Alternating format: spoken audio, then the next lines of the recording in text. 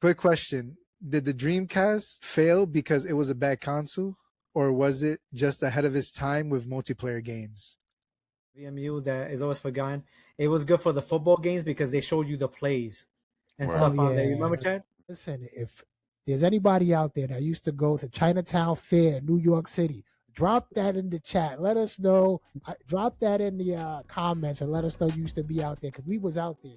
What's up, everyone, and welcome back to Nostalgia Chats Podcast with the OG crew, Danny, Harry, Carmelo, and Chad. Today, we're talking about one of the most underrated consoles ever made, the Sega Dreamcast.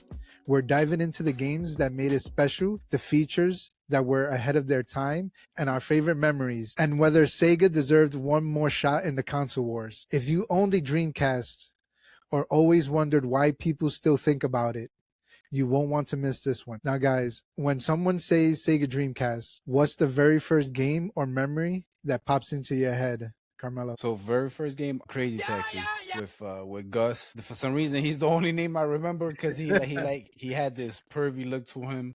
Even the car matched him, like, you know what I mean. And then He had like a beetle, no? Type. It was like one of those old school, like the old school round car type cars. Yeah. Yep. So so it was unique and you know the way that you pick people up, you drop them off. But then you play it for a while and then it kind of gets repetitive, so it gets a bit boring, but it is fun to play in the beginning. That's the first game I remember, like off the top of my mind. It's Crazy Taxi. It's funny you mentioned that because it's getting redone. Really? Like it's getting, I don't know if it's a remake or not, but I know a brand new one is coming out. Yeah, because it had a following because it was fun. It just gets, when you play. You remember the challenges that you got to knock down all the pins, all the bowling pins? That they had challenges too. Yeah. Axel was the one with the green hair, I think. Correct me if I'm then wrong. there was a girl, right? Yeah. The girl with the red hair. I think it was 3 or 4 people. I can't remember how many drivers. 4. I can't remember. Like 4. Oh, okay. But that was a godlike game. Right. What about you, Harry? What's the first game you've Super Mario Brothers 1. No, like the Contra. Yeah. Metal Slug. Now I saw the Sonic the Hedgehog, was Sonic Adventures. Yeah. That one, like, it went from 2D to 3D, like Mario 64, kind of. But yeah, once he was running in that first stage, it was crazy with the dolphins and everything in the background. That, like, I never saw anything like that before, and that's pretty much because the commercial said it was alive. They were in there. They were all hanging out in the little club inside. Yes. Yeah, it's inside the little light. Yo, Wilson said that Dreamcast didn't load. Yeah, supposedly, yeah, it didn't load. We miss you, Wilson. Just know that, man. Yeah, we do. I still believe that to this day. And then what was the fighting game was Soul Calibur when I first played that. It was like, it looked very nice. Even though Namco did it, it was like a Tekken, but it was a little different than Tekken. Yeah. Those are the games that jump on me, when I think of Dreamcast. It was that, that launch window. And you, Danny, what do you think about? Well, I think the Dreamcast had a lot of multiplayer games, especially we played a lot of them.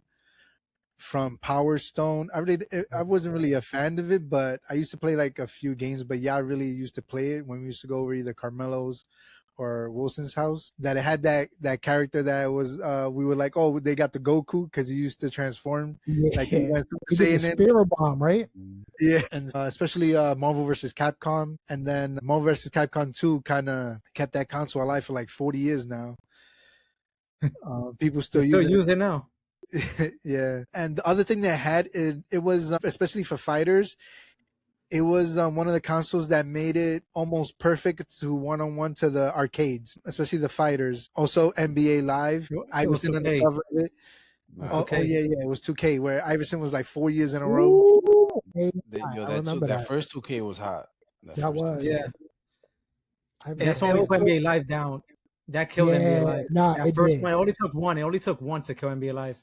For me. Yeah, and then it had it also had 4 ports. You didn't even have to buy the multi-port. Carmelo got saved on buying a multi-port because he always used to buy them.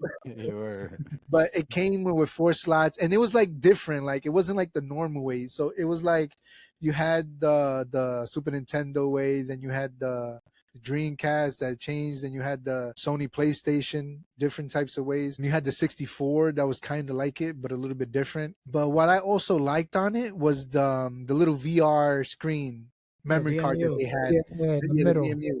Yeah. That it had also the mini games in it, and then like the save files, and had like each a little face on it, a little avatar inside.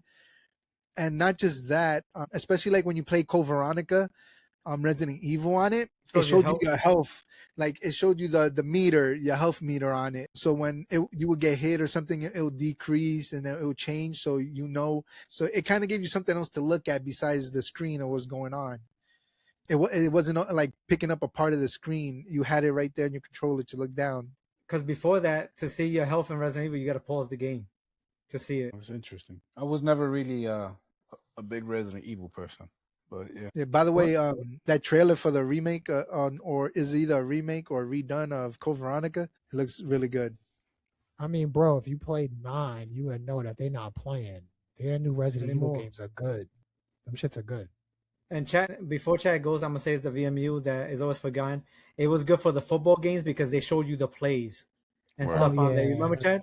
Yeah, I do. The 2K games, right? Like yep. The NFL By the way, 2K 2K had the sports games on lock back then because they had the NFL and the NBA games, and they were great. And they put them only for like $20. Yeah, they were cheap. When they dropped it down? Carmelo. When you were playing like football, couldn't you pick your plays on it so that the other person, you see how you could see, like when you play? Yes, yeah. I remember that, and that's a pretty cool feature. You know what I'm saying? That was a pretty good feature. Yeah, they should come up with something like that for these games, right? Because if I'm playing, like I haven't played Madden, but if I'm playing you, I could pretty much see if you're gonna do a pass or you're gonna do exactly. Yeah, you can see the plays because when you pause, it pauses it for both of y'all. Right, unless you're playing in 2 different locations, but you're right. If you're playing in the same place, then you're gonna see the person's play. Right. Yeah, I remember when the PS4, I think it was either the 4 or because it didn't happen, I thought it was gonna happen on the 5, that on the touchpad it was gonna turn to a screen, but that never happened. It would have been such a game changer too to add that to it. Right. Yeah, and they didn't do it. But the way that they're going nowadays, I don't think we're making it. And Chad, what screens that you Dreamcast when you think about it? Honestly, y'all said a lot of the stuff that I also think about, which is Crazy Taxi and Power Stone. Honestly, I want to say even like 3 weeks ago, I was playing Power Stone with my brother and sister when I was on Brook Avenue. So they still play that all the time. And also too, listen, I don't want the fans to think I'm a pervert. Dead or Alive was also on that too. So Dead or Alive looked good on that too. Yeah, and they was jumping at Dead or Alive too, man. Keep it real, man. But I would probably say those are probably like the games that I think about when I think of the Dreamcast. I mean, I think it was a great console, like you said, Harry. When I first saw Sonic in that 3D version, as opposed to the 2D, it really changed. It was a game changer too. I think they got a raw deal. I felt like they had pretty solid games. I just didn't think they couldn't keep up with every other console that was out at the time. But Dreamcast was solid. I enjoyed it. Well, I'm gonna give it the rundown. Well, it had the coolest release day ever. It was September 9, 1999. It was that's fine. Oh wow. Yeah, and it costed $200. It didn't have a DVD player. That was one of the things. It did not have. It came with the 56K modem. Yep. That the PlayStation 2 did not come at the time with, and it had many great ports of PlayStation 1 games, like Tony Hawk 1 and 2. It ran better on Dreamcast and PS1. Right. What was it? Legacy of Kain, Resident Evil 2 and 3 came out on there. I don't know if you remember San Francisco Rush. Yeah, that like Tony Murrah. That Dave Merrill game was on the Dreamcast. I do remember that. Yeah. It came out on Dreamcast as well. Yo, that game and it ran so much better than that. But those are like ports that ran better on Dreamcast and PS1 for obvious reasons. And then we not to mention the late night chat rooms. It was with SegaNet that it had the disc that you put it in so you could go online. It had the keyboard and a mouse. You would go into chat rooms, talk for hours, surf the web Go to Ryan.com. Ryan.com. Yeah, that was listed on my bookmarks. Word. Yo, but that was when back then when Ryan.com was like, yo, it was crazy. Like you couldn't prepare yourself. Yeah, you couldn't prepare yourself to what you were gonna see. Yeah. So it's just like you read something on the title and you think it to yourself, nah, that's not gonna happen, and that's exactly what happens. All right. So the console was at that time they were still going by bit. It was 128 bits. If y'all remember that. Yeah, so I remember the late night games and just chatting, surfing the web for no reason for hours. Before you keep going, I want to mention the games that were totally forgotten. Remember we used to play the tennis games? That they were fun too? Virtual tennis. Oh, virtual tennis. I do remember that game. Yeah. One last mention is the Shimyu games were originally from there. By the way, can I just say something too? They had a fundraiser, like a crowd raiser for that guy to make Shimyu 3. He stole their money. He put out some straight garbage. That game was Shimyu for Dreamcast all over again. That thing got like a 3 or 4-3. He should be ashamed of himself. And it took so long after he took their money. Years, legit. It was like he was using the old software. Yeah, it looks like it's still on Dreamcast. Sir, you need your ass whooped. I just want you to know that. Whatever your name is, whatever your name is, because that was crazy. Because Shimyu 1 and 2 were legit amazing, ahead of their time. I never forgot too. Like in Shimyu, my younger sister was playing it. She loved that game, and I would watch her play. She used to like legit go to work in Shimyu and look forward to working in the warehouse for like 8 hours. It was like real time, right? It was like real time. Yeah, legit. You had a lunch break. You had to like work. Like it was like crazy. Shimyu was ahead of his time too, but he ruined everything with that Shimyu 3, man. He needed his ass whooped for that. I'm sorry. On last note for the, I'm glad you said it because I forgot about that. He came to E3 and stole everybody's money, but yeah, he did. The last thing on the console is the controller was nice. Some people didn't like it. I liked it. It was like it turned into the Xbox controller. If you think about it, it's almost the same because the person that worked on future Xbox controllers, the layout, besides the extra analog, it's almost like an Xbox. That's a good point. Because people that worked on the Dreamcast, whatever, moved on to Microsoft and worked on the Xbox. Oh, I didn't even know that. And 360. Yeah. Okay. So now, since we're moving on to games. I'll mention one that everybody here used to love. I liked it, but y'all loved it more than I did. It was Berserk. I love Berserk. That game it had the blood and everything, the gore. Yeah. And on top of the head, I don't know if y'all play this or not, but I played it countless hours with the keyboard. You needed the internet connection. It was a Phantasy Star Online. I don't know if all y'all played it. Yes. But people used to love that game. Wasn't that like one of the first like MMO type games like that? Yes, on a console. Yeah, because the computers had like other games. But yes, that was one of the first, and that you could customize your character. You play with a group of 4. If you die, somebody could take your stuff. I remember this guy, Richard, used to take everybody's stuff. Wilson used to die. He used to take all his money. And all his weapons, and it was like, I cannot get it back. Nah, it's mine now. So you can't play with him because he'll take your stuff if you die. But yeah, that was fun. You could communicate in the game with text chat. A little bubble appear like a comic with the keyboard. I know you've seen it before, right, chat? Yeah, and I will say, with us too. Yeah, and I gotta be honest, bro. Them games is weird to me. Y'all used to run around fighting the same dragon. Oh, I know. 15 times in a row. Like, I just thought that was insane. But y'all used to be playing that joint for hours. I never understood it. To each his own, I guess. Oh, really quickly, before you go, Danny, I felt like you was about to say something. A game I want to mention was Jet Set Radio. Remember that game? Yes, with the spray paint. That game was so good. Yeah, that game was. I actually really enjoyed that. The music and everything, and the art. Everything. Yeah, the artwork, the graffiti, and everything. That game was amazing. So yeah, I just wanted to drop that in there. All right. So before we keep going, if you enjoy the episode and like these kinds of gaming debates, nostalgic conversations, do us a favor and hit that like button and subscribe. We're working towards our goal of 50 subscribers by the end of the year, and every single subscriber helps us grow the channel. And listen, let us know what games y'all liked when y'all played the Dreamcast. And Danny's being a little modest. He said 50. We want 100,000 before the end of the year. So y'all better get in there. We can still reach that. We want 100,000. Get in there, all right? Make a channel for your mom and subscribe. Yeah, make it happen for us. All right, we want 100,000 before the year that this year is over. All right? Yes. So it's not just us subscribing to ourselves. Exactly. Help us out. I'm tired of making fake emails.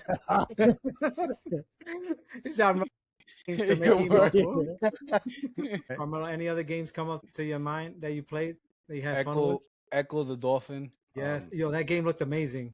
I don't know. Amazing. I don't know if it was me, but I kind of like those type of games. Like they're kind of like strategy type, puzzle type games. And because the one from Sega is like hard as shit, right?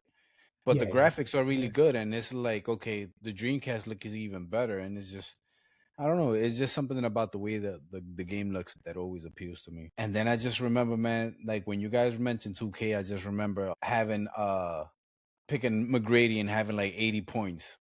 Like you remember? and then after the game we look at it and be like, yo, second quarter, that's where you fucked up. That's where I got you. And it's like we look at the quarters to see where we messed up.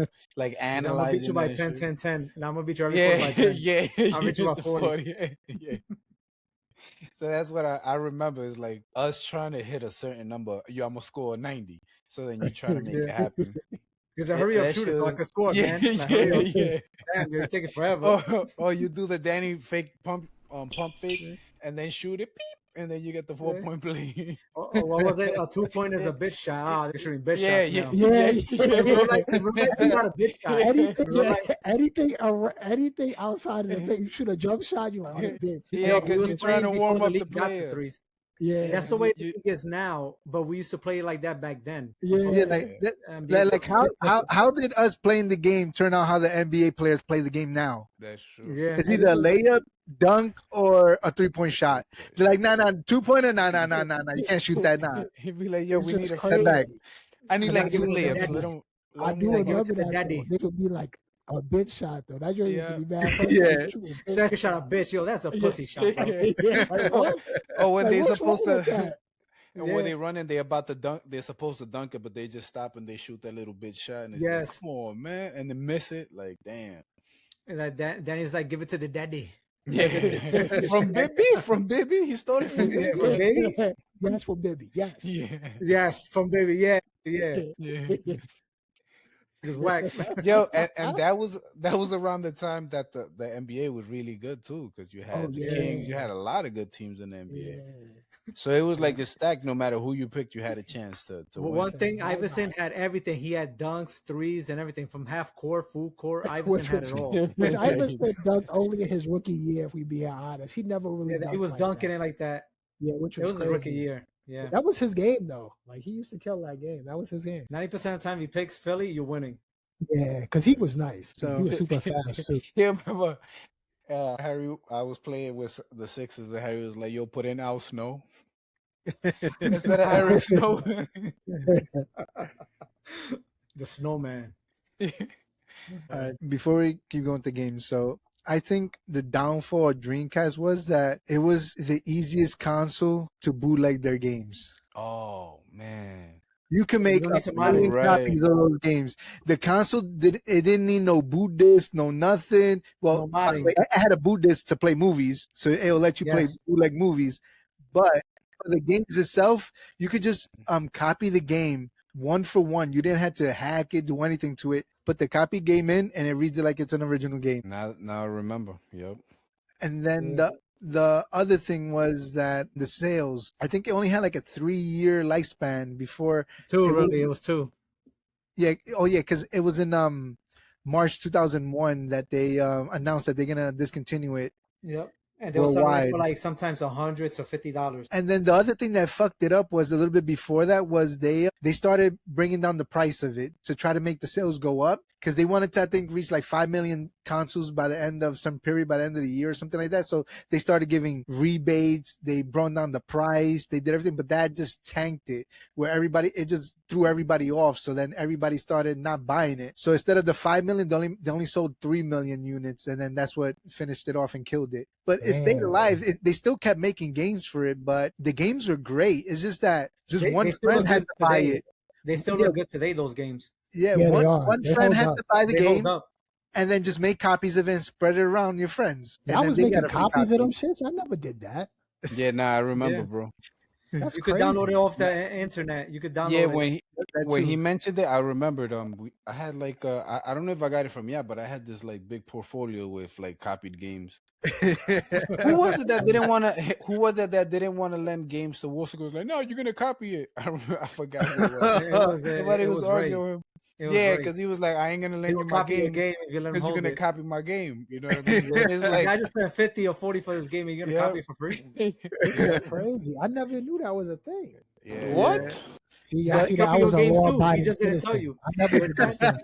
Yeah, that's law-abiding citizen. My bad was robbing you blind.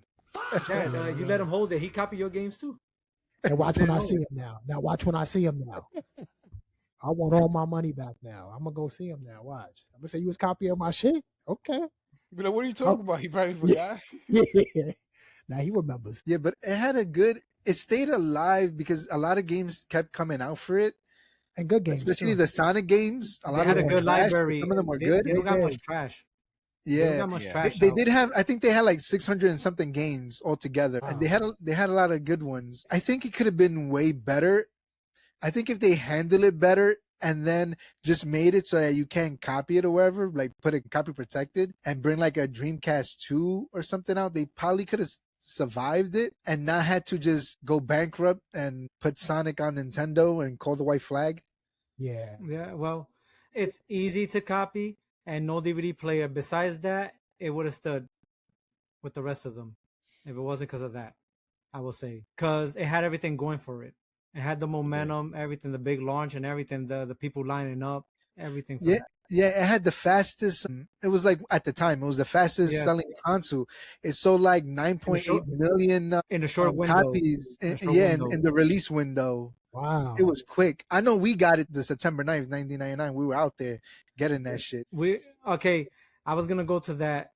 Do you remember where did you get the console from? Yo, bro, I don't remember, bro. I don't remember where I got mine from. We got ours, Funkoland in third. It was a few years before it turned to GameStop, which was maybe next Funkoland, to Dr. J's at the time. Funkoland was getting people back then, bro. Yeah, they were. Yeah, you want this console? Buy these 2 games with it, and then you can buy the console. Yeah, it's like QVC. Yeah, we got NBA with that and Sonic Adventures, I think, on launch day. Yeah, I probably paid damn near double the price. Probably did.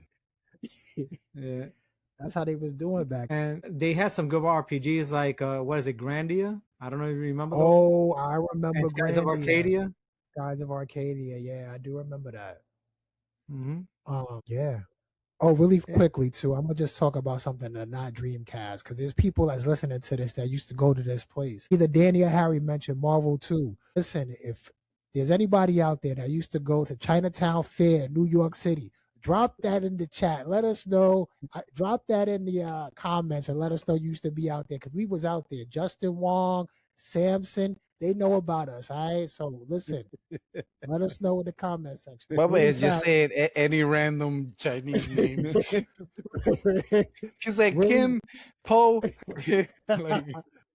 Nah, these are actually really. That's Justin Wong. Yeah, these are dudes that you really can look him up. Marvel. He still plays today. Yeah, and he streams really today. Quickly too. One of the funniest things I remember about that area at Chinatown Fair was there was a picture Carmelo took leaning on somebody's car. I never forgot it, and it was like a profile pic you had.